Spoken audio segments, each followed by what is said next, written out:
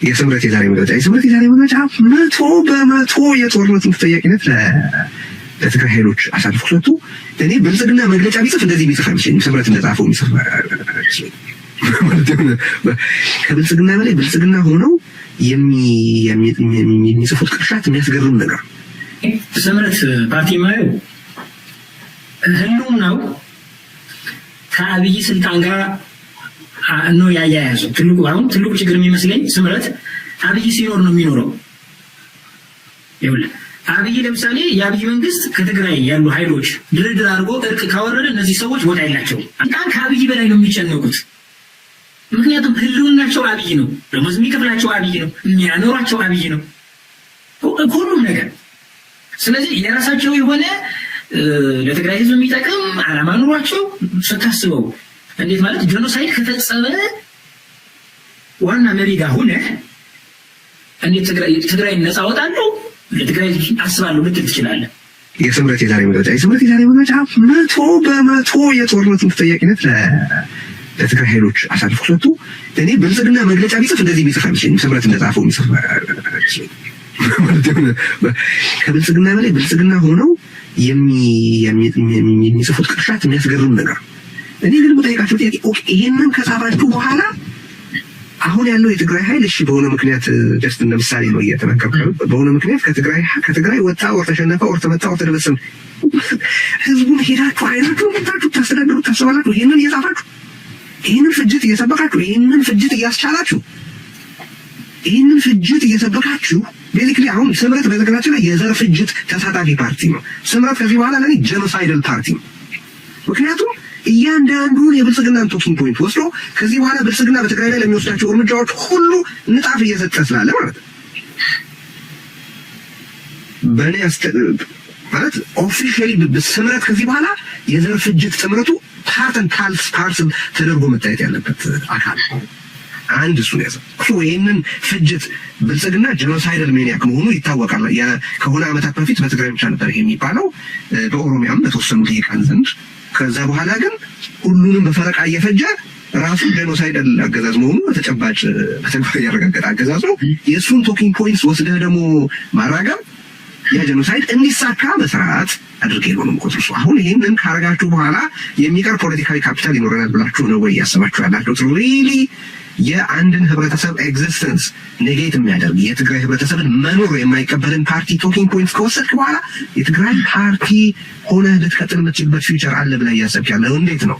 አሁን እዚህ ጋር አትስቴክ ያለው የትግራይ እና የአማራ የአፋር የሌሎችም ህዝቦች ህይወት ነው። በዚህ ጦርነት ምክንያት በሺዎች የሚቆጠሩ ወጣቶች ሊያልቁ የሚችሉበት እድል አለ። ጦርነት አይኑሩ፣ ጦርነትን እንጠየፍ፣ ጦርነት አያስፈልግም ማለት አንድ ነገር ነው። የብልጽግናን ቶኪንግ ፖይንትስ በጠቅላላ ወስዶ ማስተጋባትና ለብልጽግና የሚበጅ የጦር ምክር መስጠት እና የብልጽግናን ስምሪቶች እንደ ድል ዜና መጻፍ ግን የሰላም ፍላጎት ማሳየት አይደለም። ያ በብልጽግና በኩል የታለመውን የዘር ፍጅት እቅድ ፋሲሊቴት ማድረግ ይባላል። እያወቃችሁት ይሁን የምታረጉት እያወቃችሁት የሚመለከት ይመለከታል፣ የሚታዘብ ይታዘባል። እያደረጋችሁ ያላችሁት ነገር ግን በጣም አውዳሚ ነገር ነው። የሚያስገርመው አንቺን ነገር ብቻ ስቼ ወደ አንተ አሻግረዋል። የሽፍቱ ያስደንቃል። በትናንት ከዚህ በፊት በተካሄደው የትግራይ ጦርነት የመሀል ሀገሩ ኢሊት ከብልጽግና ጋር አብሮ ነበር ኦሆ የሚለው። አሁን ቀላል ቁጥር የሌለው የመሀል ሀገሩ ልሂቅ ከብልጽግና ጋር እዚህ ጦርነት ውስጥ አልሳተፍም ብሎ እጁን እና አንደበቱን በሰበሰበበት በዚህ ጊዜ የዛን ልሂቅ ሚና ወስደው እየተጫወቱ ያሉት እነ ጌታቸው መሆናቸው ያስገርመኛል፣ እነ ስምረት መሆናቸው ያስገርመኛል። እና ያው አብን ትናንትም እዛው ነበር።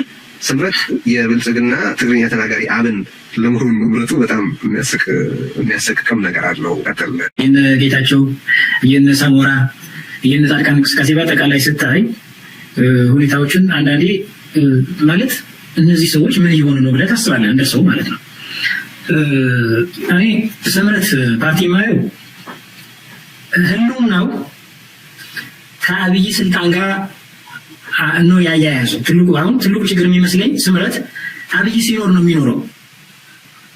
ይኸውልህ አብይ ለምሳሌ የአብይ መንግስት ከትግራይ ያሉ ኃይሎች ድርድር አድርጎ እርቅ ካወረደ እነዚህ ሰዎች ቦታ የላቸውም። አንድ ስለዚህ እርቅ እንዲኖርም አይፈልጉም።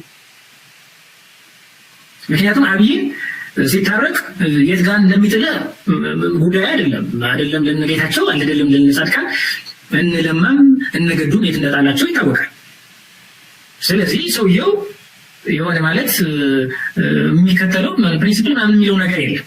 ስለዚህ እነዚህ ሰዎች እነዚህ ኃይሎች ስምረትን ብለው ስምረትን አካባቢ ያሉ ሰዎች ታጣቂዎችም አደራጅተው ትግራይ ያለው ኃይል በኃይል እንጥላለን ብለው የሚንቀሳቀሱ ሰዎች ህልውናቸው ከአብይ ጋር ያደረጉት። ስለዚህ በአንድም በሌላም ምክንያት አብይ ከተሸነፈ የእነዚህ ሰዎች ዕጣ ፈንታ ምን ይሆናል?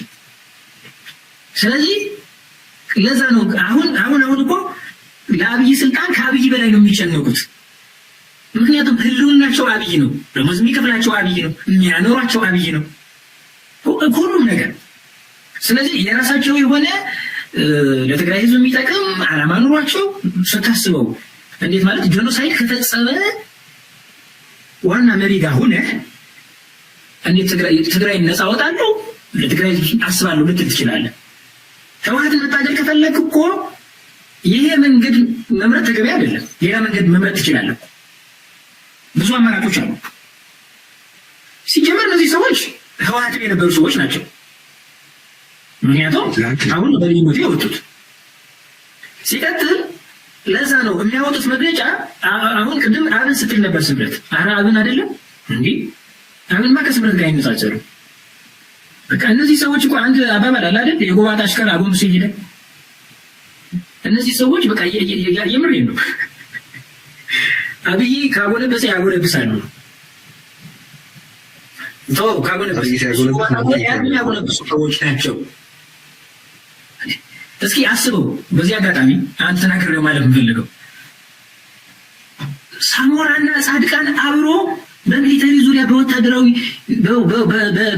በጦርነቱ ዙሪያ በወታደራዊ ጉዳዮች ዙሪያ ከአብይ ጋር ሲመክሩ እነዚህ ሰዎች እኮ በቅጡ ሰላምታ ያልነበራቸው አንዱ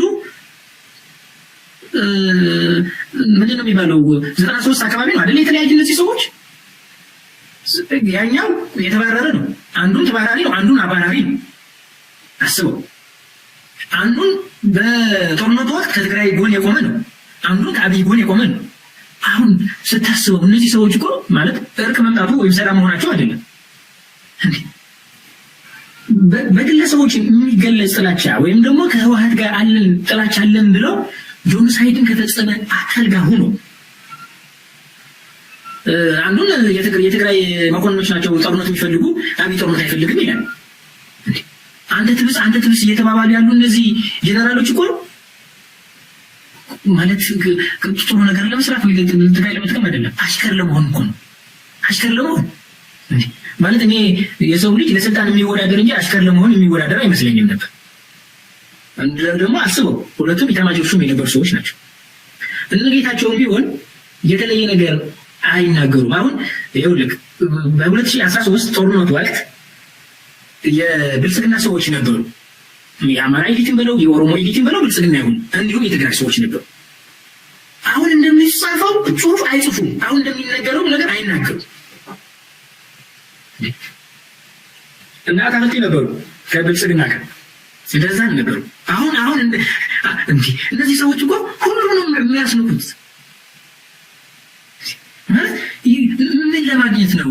ግን የሆነ ማለት አንዳንዴ ዝም ብለህ ታስባለህና እነዚህ ሰዎች አሁን የሚታያቸው ይኸውልህ የትግራይ ለምሳሌ የትግራይ ሰራዊት ወይም ደግሞ የትግራይ መንግስት ጸለምትም ከገባ ምዕራብ ትግራይም ከገባ ግዛት ከመለሰ እነሱ የሚያስቡት አሁን ለምሳሌ ይኸውልህ ሳሞራ ጦርነቱን ጀስቲፋይ ማድረግ የሚፈልገው የትግራይ ግዛት ተቆርሶ ይሄድና እሱ አሁን ለምሳሌ አየህ ጦርነቱ ያመጣው ጣጣ ነው። ጦርነቱ ውስጥ ያስገቧችሁ ደግሞ እነዚህ ሰዎች ናቸው።